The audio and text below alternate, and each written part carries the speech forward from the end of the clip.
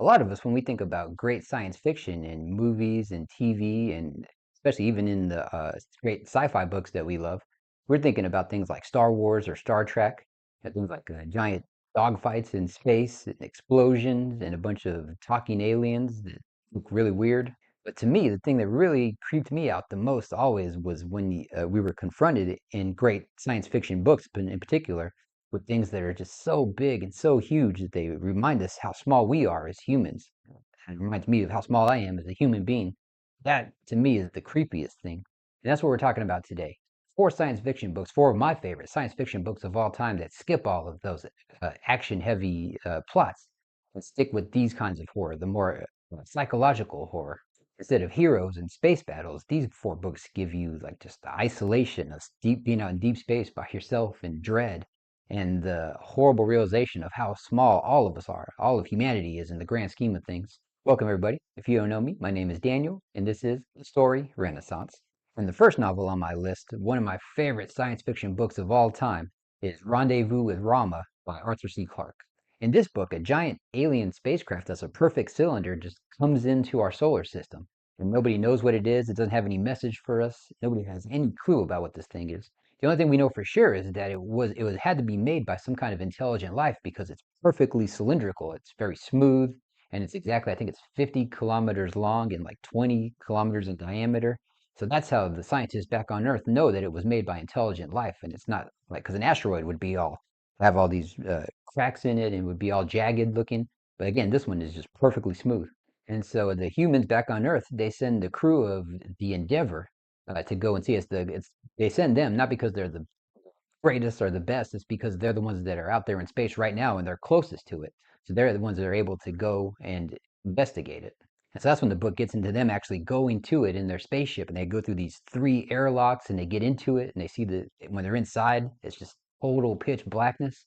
And at this point, I was just totally hooked. I couldn't stop reading it. I mean, talk about a page turn. I just couldn't. I just had to keep reading to find out what was going to happen next. And Arthur C. Clarke, he starts to explain all the different, like the giant stairways that they have to walk down in pitch black. And then they finally get to the bottom. And then there was some kind of light. But I know that when they get there, they're able to see that inside of it, there's basically two giant continents. And they're separated by a giant sea that kind of goes all the way around because it's a big cylinder. So the sea, it's a frozen sea that goes all the way around and separates the two continents, quote unquote. And the whole time you're reading this, you're just thinking, "Wow, what is this? What happens? What?" You're looking for answers. And that's the great thing about this book is that Arthur C. Clarke doesn't give you any answers. It's up to you and your imagination to kind of fill in that void. And all kinds of cool stuff starts happening. Like I know when the cylinder starts getting closer to the sun, the giant frozen sea melts, and that quick melting of an entire ocean in this big cylinder creates this giant storm inside, and the scientists get caught up in it. And then later on, the ship kind of comes to life. These lights come on, and then all of a sudden, these robots come out. They're a mix of robots, and humans. That's like flesh and tissue, but also robotic parts, mixed together. And these robots come in and they start disassembling things and kind of putting them up. It's kind of like they're cleaning the place almost. It's really weird. And again, no explanation for any of this. It's just all this weird stuff happening. And again, as the reader, you're just like, what is this? What is going on? And I'm not going to spoil the ending. It's really cool, but Arthur C. Clarke, he just never gives you any answers, and that's one of the things I love about this book is that in your own mind you can use your own imagination to come up with what are these things? What could they possibly be? I guess at the end he kind of gives you, not to spoil it, but he does give you a little bit of a kind of a hint of what might be going on, but it's never spelled out, and it's kind of like a little bit of sequel bait too, actually, 'cause I think there are sequels to this book. I'm not sure. I've only read this one. If anybody else has read it, knows if they're sequels or have read them, please let me know down in the comments below. But this is the only one I've read. But that's the thing about this book, about just a giant alien cylinder coming into our solar system, and none of us know what it is. But think about how that would change everything about humanity in our lives. Like we know this thing, we don't know what it is, but we know it's made by intelligent life. It had to have been. And yes, that would probably rearrange governments and belief systems, but if you think about it from a personal perspective, that would also reorganize yourself as well. You'd be sure that we're not alone in this universe. You're sure that there's other aliens and other civilizations out there. And that's one of the fun things as a reader. It was fun for me to think about how would I react to that in that situation if I saw that, turn on CNN or whatever, MSNBC or whatever it is, Fox News, and you look at that and that's what they're talking about. The giant alien has just entered our solar system. I mean, that would change what I would do on a Monday morning. So I really love this book. And again, I love the way that Arthur C. Clarke doesn't give you any answers at all, and it leaves it up to you to figure it out. Most books, they would try to give you something, some kind of hint of what's going on. But Arthur C. Clarke, he doesn't give you anything. And the second book on my list is Contact by Carl Sagan.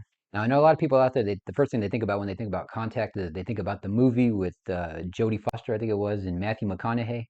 I think I never even saw it. I saw the trailer and I just didn't think it didn't look anything like what I pictured the book, to be in my head. So I just totally skipped it.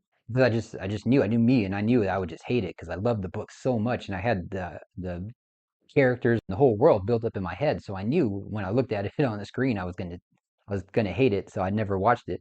Maybe that's me prejudging it. I don't know. Maybe a lot of people out there love that movie. Again, I don't know. I think it has its defenders too. But again, just from the trailer, and even now, I watched it before I started to make this video. I was like, that looks nothing like the book that I imagined in my head. And the premise for this book, for those who haven't seen the movie or who don't know about it out there, is that humanity gets a message from outer space, and it's a little bit different from Rendezvous with Rama, where in this one we're actually getting it's an actual message. There, the thing didn't say anything to us. Here, it's an actual message coming from space. And when that radio message comes down, the person who decodes it is the main character of the novel, is Dr. Ellie, forgetting Arroway or something like that. The Jodie Foster from the movie. She's the main character. She's a radio astronomer, I think, and she is able to decode the message. And when she decodes it, the first thing she hears is the voice of Hitler from the Berlin Olympics, back in 1930 something. And think about how freaky that would be. I mean, you get a message from space and you decode it, and the first thing you hear is Hitler's voice. You're like, what the heck? These aliens are coming to get us. Space Nazis are real. But the reason they hear that is because actually that broadcast of that in the 1930 whatever Olympics in Germany at that time was the first broadcast, the first television or radio broadcast, I think it was, that actually broke the ionosphere, quote unquote, of Earth and was able to get into deep space. And so that's the first thing that the aliens or anything out there would have heard from us, is that, which is pretty weird when you think about it. But the message keeps coming. And after that first initial broadcast, it says that one and a few other broadcasts it sends to us, but then it starts sending a message of sequential numbers. I think they are in some kind of code. I'm not a mathematician, but I remember it's some kind of code eventually that they figure out that it's a code to build some kind of machine. And they don't know what the machine is for exactly, but they're getting the instructions, so they start building it. The thing is, this message is just coming to all of Earth, so it doesn't just come to her. She codes it, but then she lets everybody else know, and then all of a sudden, uh, astronomers and scientists in Russia and China and all these other places all over the world start decoding the message, and all of them they start building their own version of the machine. There's kind of like a space race, kind of like the arms race to build the nuclear bomb. But they're all fighting to build this machine coming from this message first. There's so much cool stuff in this novel. I think there's this eccentric billionaire that's an old guy, and I know that he's got some kind of he's got some kind of horrible disease, some kind of cancer or something. But he wants to live long enough to be able to see this machine be built. So what he does is he shoots himself up into space basically to get away from Earth's gravity. And that's the first time that I learned that actually gravity is the thing that actually kills us and ages us. It's gravity, the gravitational pull of the Earth. Well, one of the things, I mean, obviously there's diseases and things like that. The thing that ages us is the actual pull of gravity. And I didn't know that. And so Carl Sagan was saying that potentially if you could shoot yourself into space, I guess you could live maybe technically forever. I don't know about forever, but certainly longer. And in this book, again, I don't know if it worked in real life, but in the book, it works for this guy. So he's able to live longer. The billionaire, he's on Earth. He said he could never go, but the problem is he could never go back to Earth because as soon as he got into Earth's gravity, he would just die immediately. The gravity would just kill him. So that's just one crazy idea in the book. And then a lot of it also deals with faith, about how how people's faith would be shaken by if a giant alien came down. And I think the president of the U.S. Makes Dr. Ellie meet with these two theologians. One of them is kind of like a Billy Graham, like fire and brimstone guy, but the other guy is a bit younger. It's Matthew McConaughey from the movies, if you remember, and he's more of a soft-spoken guy. He's more of a thinker. He's not so much fire and brimstone. He's got more of a theological view on religion, and he really challenges her throughout the whole book, Dr. Ellie, about her beliefs and that she says that she doesn't have any beliefs, but he's pointing out that yeah, she does. She believes in science. Science is her religion in a way, and that's really fascinating because at the end, and again, I don't want to no spoilers. I would really, if you haven't read this book or any of these books, I would love for you to read them. I really recommend all of them. But at the end, they go in the machine and something happens. I'm not going to say what. And then eventually they come back and they're completely changed, but they're not sure. They don't really have any proof of what happened up there, and so they don't really know even themselves. Nobody believes them what they say happened. Nobody believes them, and they had taken some recordings, I think, but all the recordings got destroyed. And even the people that went there themselves aren't sure about it. And so Dr. Ellie, it's weird because she kind of has to take her own experience about what happened up there on faith.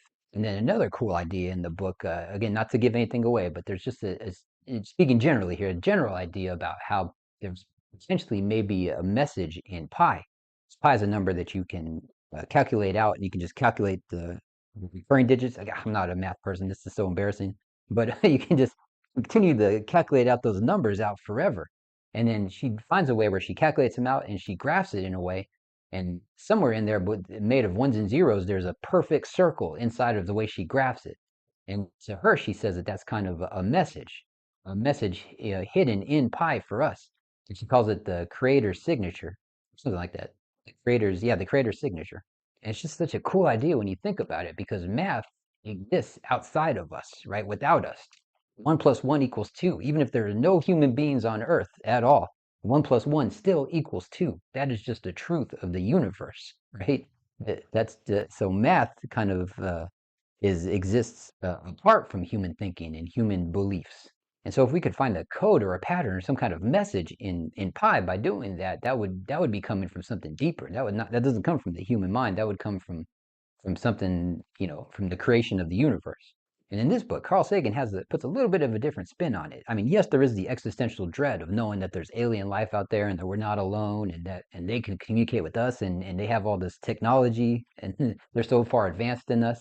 I mean, that definitely makes us as human beings feel small, humanity as a whole, but then also, think about that on an individual level. But Carl Sagan, because he was a scientist himself, he doesn't end there. He actually goes a little bit further, and he talks about how beautiful it is and how inspiring that would be to know that, yes, we're so small, but also that kind of opens up the possibilities. Almost anything is possible. Even more than we thought at first was possible is now possible. And so for a scientist like him that loves digging into mysteries and stuff like that, it's actually inspiring for him. So yes, Contact, a great book. I love it. Definitely recommend it to everybody out there. If you've and even if you've seen the movie, definitely go read the book. I think you would get a lot out of it there too. Um, but and if you've seen the movie and you think it's great, please let me know down in the comments. I might have to watch it sometime. The next book on my list is Sphere by Michael Crichton. This book is awesome, and it kind of puts a different kind of spin on this, where instead of going out into space, what happens is they find a spaceship down at the bottom of the Pacific Ocean, way deep down under the water. So instead of going out into space, you're actually going down deep under the ocean, which in a way is almost as undiscovered as space. People say that, like what's at the bottom of the ocean, we have no idea. Just like we have no idea what's out at the farthest reaches of the galaxy, we really have no idea what's in the bottom of most of the ocean. Again, this book has a movie was made into a movie as well with Dustin Hoffman. I think Samuel Jackson was in it. Actually, I'm not sure. Again, I haven't watched this one either. And that's just, I guess, just the way I am. I guess when I've read a book and I loved it, then I see a movie coming out, I watch the trailer, and if it doesn't grip me, if it rubs me the wrong way, I just don't read it. I don't know if you guys are like that out there, but I guess that's me being a little bit of a snob. I guess probably give those a chance. But what really rubbed me the wrong way about that movie is that it got a lot of negative reviews. A lot of people hated it, reviewers and people that watched it. It got a lot of bad negative reaction to it, which hurts because the book is so great. So people think the book stinks. If the movie stinks, everyone's like, well, the book has to stink too. The book was so great. I just loved it so much. And so again, in the book, the government sends a team down there to investigate what is this thing. Can they get inside of it and find out what it is? And one of the people they send is a psychologist, which is Dustin Hoffman from the movie. And so they get down there and they're able to get inside somehow, and they get inside of the alien craft. And what they find inside is this giant golden orb that kind of move, and you can put your hand inside of it. And again, they have no idea what it is. And eventually, this alien entity starts communicating with them through their computers. It communicates with them, and they name it Jerry for some reason. I forget why. So they stay there for a few days because again, they're trying to figure out what's going on. They're trying to investigate it. And throughout those days, really weird stuff starts happening. One of the most famous things is that a vessel that they're in, deep down under the oceans, is attacked by a giant squid. And that's terrifying right there. It's space, but it's still, you're out here, you're down there. If you leave this craft, you're going to die instantly, just like you would in space. and all of a sudden a giant squid is attacking it, and you have no idea why. I mean, that freaked me out. And then later on, they started to see other things, like deadly sea snakes coming out at them, and all these kinds of weird things, and they have no idea what's going on, and you as a reader have no idea what's going on. And what they eventually figure out is that it's actually coming from the orb, the alien entity, but really it's coming from inside of them. And what it is that this entity gives the humans the power to physically manifest anything they can think of. So, and that's not necessarily bad. It doesn't mean it's attacking them. What happens is that it manifests not only your dreams and your hopes and the good things in your subconscious, but also your deepest, darkest fears as well. And so, for the giant squid, one of the characters, I think it's Dustin Hoffman in this one, the main guy, but he was from he loved that book. Was it 2,000 Leagues Under the Sea by H.G. Wells, I think it is. And on that one, like I said, there's a big giant squid attacking that creature. So that's why it came up in this novel as well. That's why the squid attacked their ship, is because he's always been terrified of that. Which, I mean, I'm scared of that too, by the way. But so I feel him there. But he's always been afraid of that. So that's why it came up and it was manifested, because it's his subconscious. So again, it's not attacking him. It's taking the good and the bad, your greatest hopes, but also your greatest fears get manifested as well. And so that's why that giant squid came up. And so that's what Michael Crichton's doing in this book. He's kind of flipping it from the other ones. There's something coming from outside, coming at us, the horror or the existential dread, the alien thing coming from outside and broadcasting to us, or just showing up like Rendezvous with Rama. But in this book, the actual existential dread comes from inside of us. It's the psychological horror of all the horrible things that we can think about it, the bottomless pit that is the fear that's in all of our subconscious. And so the existential dread here is more psychological. It's what comes from our own fears and what our own fears can lead us to do to other people. A lot of wars and horrible things come out of anger, but a lot of that anger comes from fear of all kinds of things. I don't even know what. Not being enough. This thing's going to come get us. They're taking what we have. There's not enough of it. We need to get these people out of there. We need to do this. We need to take what they have so we can survive. Forget those people. I'm afraid for the survival of our people. That kind of thing. So yeah, that's where the existential dread comes from. Is from the human's fear and what that fear can produce out in the real world. And the thing is, they have these powers now, and they don't know how to get rid of them. And in the end, again, don't want to spoil it. I would love for you guys to read that book. Or even if you watch the movie, again, even if you watch the movie, go read the book. I really, really, really couldn't recommend it enough. I loved it. But in the end, again, not to spoil anything, but they find a way to to get rid of these powers before they come back. But it's crazy. It's a crazy twist, and it's just so great. I really, really can't recommend this book enough. Which brings me to the last book on my list, which is Fountains of Paradise, again by Arthur C. Clarke. And I really love this book too. I really love Arthur C. Clarke. He's just such a great science fiction writer. He also did what 2001 Space Odyssey, the novel of it. And he helped Stanley Kubrick write that movie. And he was a great scientist and mathematician and thinker himself, but he's also such a good writer. Just really, he can really write a suspenseful mystery style science fiction book. So in Fountains of Paradise, the main story is about there's scientists that they want to build kind of like a space elevator, a giant. It's not really a tube, but it's more like a cable that can send stuff up, send the equipment and materials and people up from Earth up to a space station that's orbiting Earth, and it's kind of around the Earth's equator. And they want to do this because that would make it a lot cheaper and easier to send materials up into space, materials and people up into space. And one of the main conflicts in the book comes from the fact that there's only two really good places for them to do this, because they have to do it in certain parts on the equator that would work. And one of them is in the middle of the Pacific Ocean, which that's not going to work because you have to take everything out there first and then send it up into space. And the other place that they found, they calculated that's the best place to tether this thing on Earth before sending it into space, is at the top of a mountain, I think in Sri Lanka or somewhere, where there's a monastery up there where they have these monks, kind of like Buddhist monks. I don't know if they're Buddhist monks in the book, but it's very similar. Basically, it's kind of like an allegory, an analogy for Buddhist monks. And they tell them, yeah, we're going to have to tear down your monastery, take the sacred place from you, and build this up so we can build this thing in the space. And the monks are not having it. And a lot of people are angry about that, obviously, for obvious reasons, to just come in and take these people's habitat just because you need it for technology. And that's kind of a tension that we see all the time in the modern world.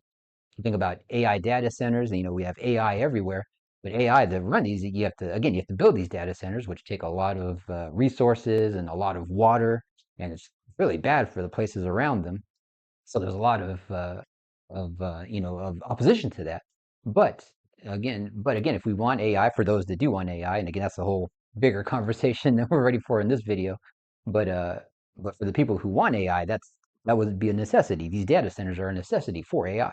And again, Arthur C. Clarke was writing this book way back, I think in the 70s or 80s maybe, so way before AI came. But this the tension between tradition and faith in a lot of ways, and then uh, technology, the progress of technology. It's an old argument, old tension that's been around for decades, hundreds and hundreds of years, and it just keeps coming back up all the time.